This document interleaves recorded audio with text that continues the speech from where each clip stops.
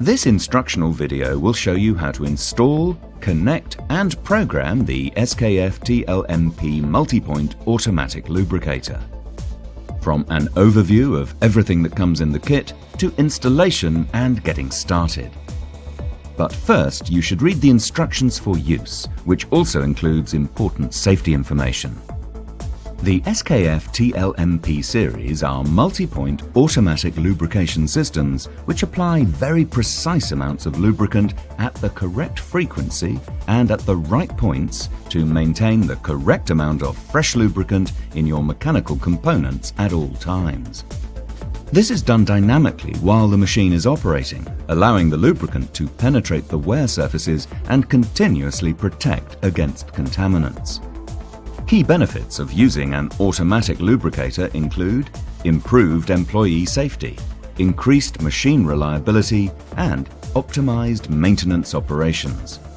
The TLMP series has a 1-litre reservoir and a stirring paddle, making it suitable for a range of lubricants and ideal for various agricultural applications, off-road vehicles, and industrial applications. The TLMP is packaged as a complete kit and includes the pump unit, fittings, the straight tube connectors for application, the tube connectors on pump, the outlet closure plugs, the electrical connectors, the plastic pipe. Depending on your configuration, you can use some or all of the outlets. With the pump unit mounted on a firm surface, connect the pump to the correct power supply. The electrical installation should be done by a qualified electrician and must comply with the specifications provided in the TLMP instructions for use. You can use, amongst other methods, SKF Lube Select to select a choice of SKF greases according to the running condition of your machinery. And with SKF Dial Set, you can also identify the correct pause time to be used in the programming process of your TLMP unit. You can access both of these SKF software tools via the following links. Once the correct grease has been selected, the unit can be filled with fresh grease. Before filling the reservoir, screw out the yellow transport locks from the metering device outlets. Then close all the unneeded outlets with screws.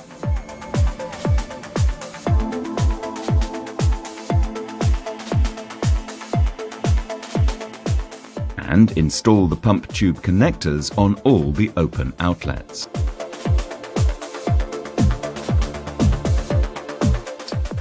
The unit can now be filled with fresh grease using either a grease filler pump or a standard grease gun. The grease gun should be applied to the reservoir filling nipple. The total amount of grease necessary to fill the reservoir plus the lower part of the lubricator is approximately 1.8 litres. Fill the reservoir with the fresh grease until the max marking on the reservoir body is reached. Disconnect the grease gun and, before starting the priming process, position a bin below the pump to collect leaking lubricant. Press the green key to start the pump priming cycle. The pump starts to work. Grease should exit from all the open outlets. If not, press the green key once again. On completion, the Ready for Operation sign should be displayed. Remove the bin and dispose of any used grease in accordance with local legislation. Next, measure to each lubrication point and cut the plastic pipes to the correct length. Apply the grease gun to the plastic pipe on one end and pump until the grease emerges from the other end. The filled pipes can now be connected to the pump unit on one end and to the lubrication point on the other end.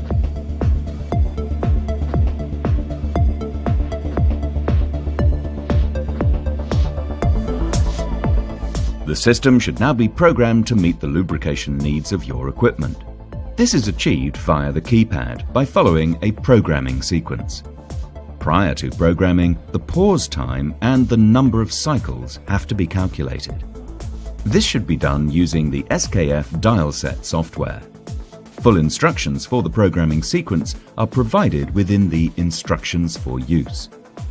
To enter the programming mode, simultaneously press the green and the red keys in the keypad during at least 4 seconds. P1 should be displayed. In P1, the hour value of the pause time can be selected.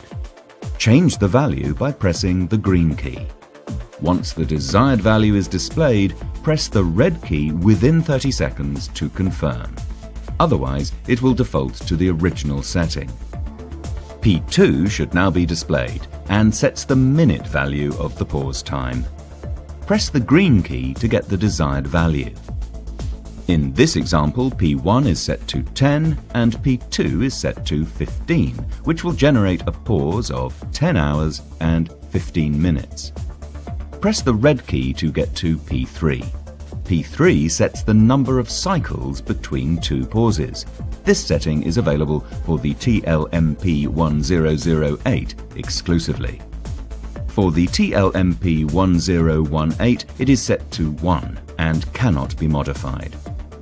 As previously, use the green key to select the right value. On completion, press the red key again.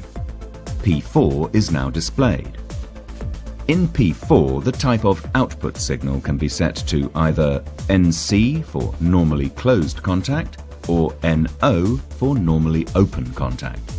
Select with the green key. Then press the red key to confirm and move to the next step. P5 is now displayed. In this step, it is determined whether a differentiation is made between a fault signal and a low-level signal. 2 dashes means that no differentiation is made. N means intermittent low-level signal, functional faults as permanent signal, on. U means intermittent low-level signal, functional faults as permanent signal, off. Select and confirm as before. P6 is now displayed.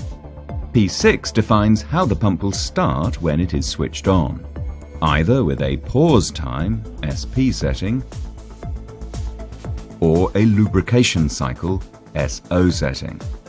Select and confirm. The P message should now be displayed, indicating that the programming sequence has been completed. The new settings need to be confirmed by an additional press of the red key within 30 seconds. Otherwise, the new setting will be lost. To check you have the right values programmed in, you can cycle through each one by pressing the green and red keys simultaneously. Then move from one value to the next every other second by pressing the red key, until the P message is reached again. The lubricator can now be started. To do so, press the green key.